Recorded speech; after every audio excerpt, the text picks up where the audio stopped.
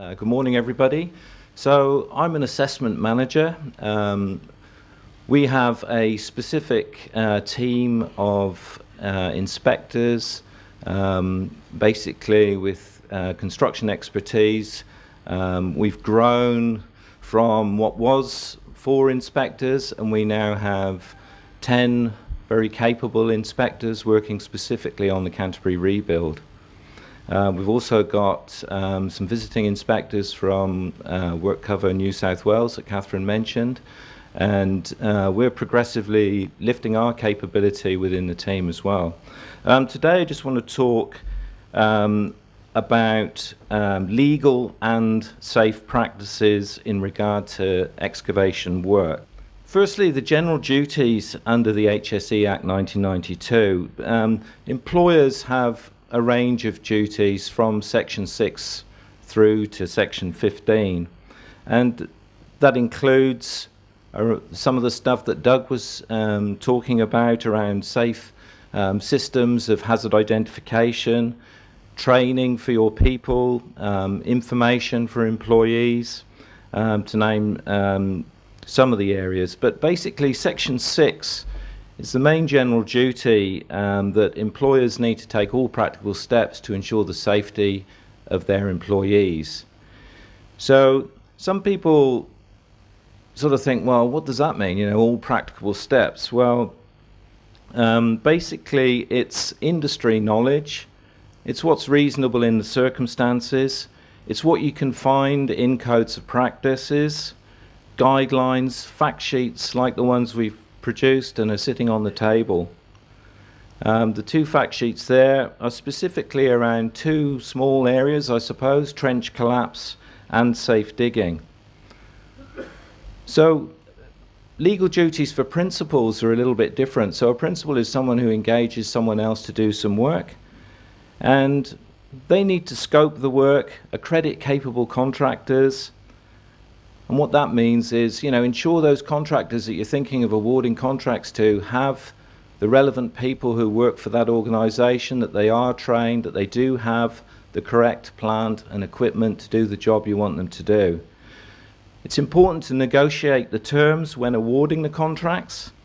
So that includes how hazards are going to be managed and controlled, and also monitoring the work and perhaps some post-contract review as well.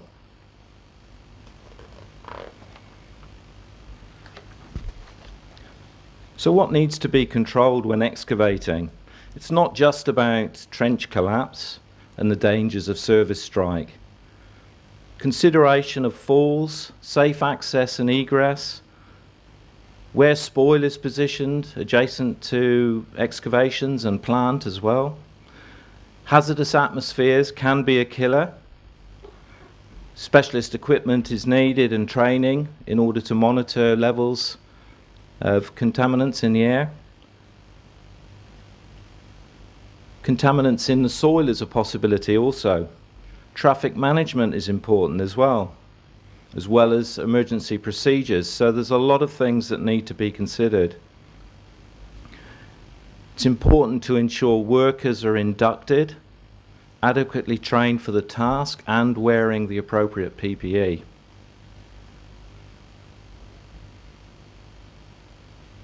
This picture here, actually, it was shown in Tony's presentation as well, or this site. It does show a lack of controls. It's on the scene of an incident. Excavations over 1.5 meters deep are particularly hazardous, and therefore specific legislation relates to that depth. It's not to say that excavations below 1.5 meters are not hazardous either, but it's particularly recognised through legislation. Deeper than 1.5 meters, the following regulations apply. So there's regulations 24, 25 and 26 that prescribe some law. 24 is that if an excavation is over 1.5 meters, that it does need to be shored or cut back to a safe slope. And that must be undertaken by law unless it's proven that means by an engineer, that there's safe ground conditions, so it's stable, or that no one is in danger. That means that no one's actually going to go into the excavation.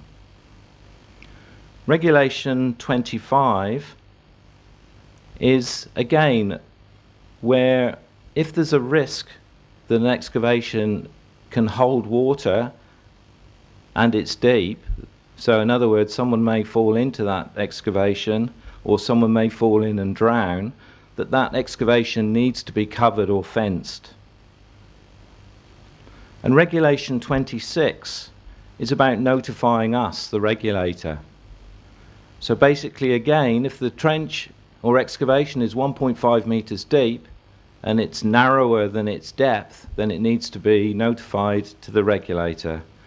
Faces over 5 metres, if they're steeper than a 1-in-1 gradient, they need to be notified to the regulator. And also, if an excavation has overhead cover, then it needs to be notified to the regulator, and that is law. So let's take a closer look at the picture on the screen. This is what can happen when the regulations are not followed. As I said, it's the scene of an incident. The picture on the left, the worker was trapped under a lump of dirt. It was about 1 metre long and about half its length in depth.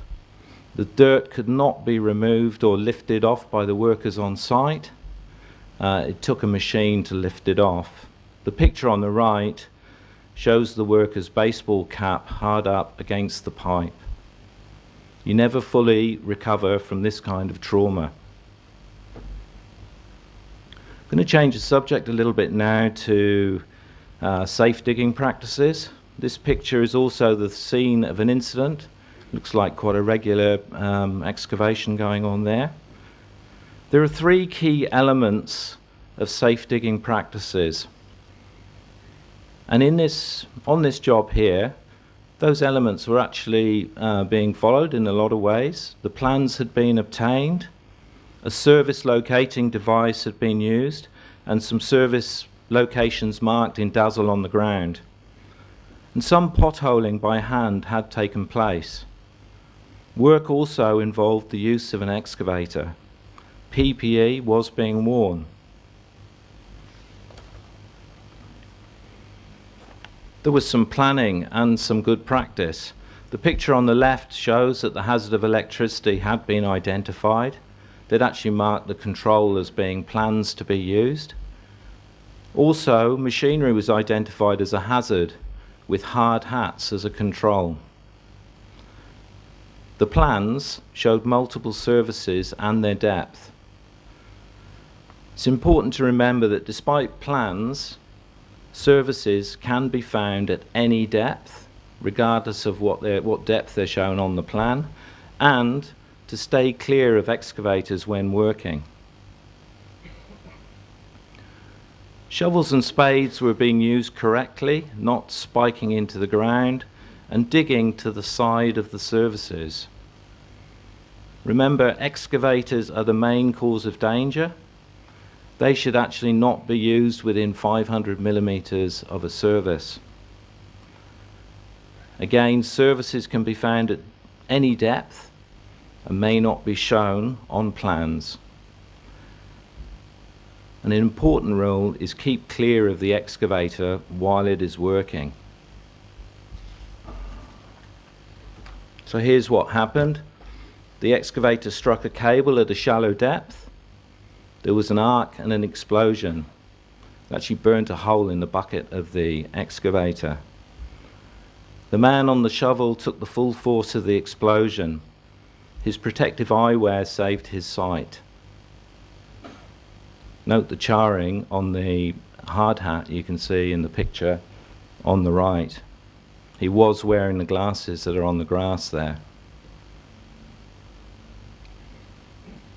So better procedures are needed and management of risk. Both incidents that I've just spoken about, there was a sort of change in circumstances that triggered some failings. That's important. So whenever there's a change in circumstances, it's important to think about the risk, think about the changes and what they mean. Permits to work are an excellent tool, more often used actually for hot works, but permits to dig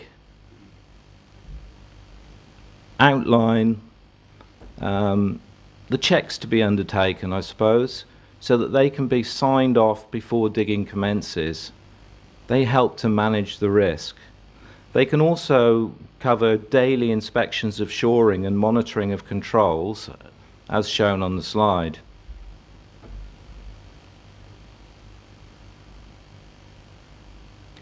So what will our inspectors be looking for when they're out in the field? Our inspectors will expect to see what is in the approved code of practice and guidelines. Recently, we've developed an assessment tool for excavations and an inspector's reference guide that are going to go with that tool. These will be made available to industry in July. We've actually asked for feedback from industry about those tools. The inspector's reference guide will also have the enforcement approach in relation to certain failures, and those tools will be made available, as I say, in July to industry. We'll also be expecting to see good practices that are outlined in the 2 fact sheets that we've provided you today. WorkSafe has a goal or vision that everybody who goes to work comes home safely and healthy at the end of each day's work. When it comes to excavations, there are simply no excuses. The law is prescribed, the information is available, the controls are known.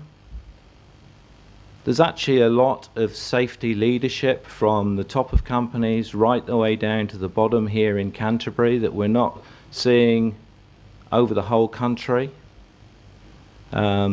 As Doug mentioned, the Canterbury Rebuild Safety Charter has outlined the high-risk work involved in the Canterbury Rebuild, and also that everybody should take a lead in managing safety.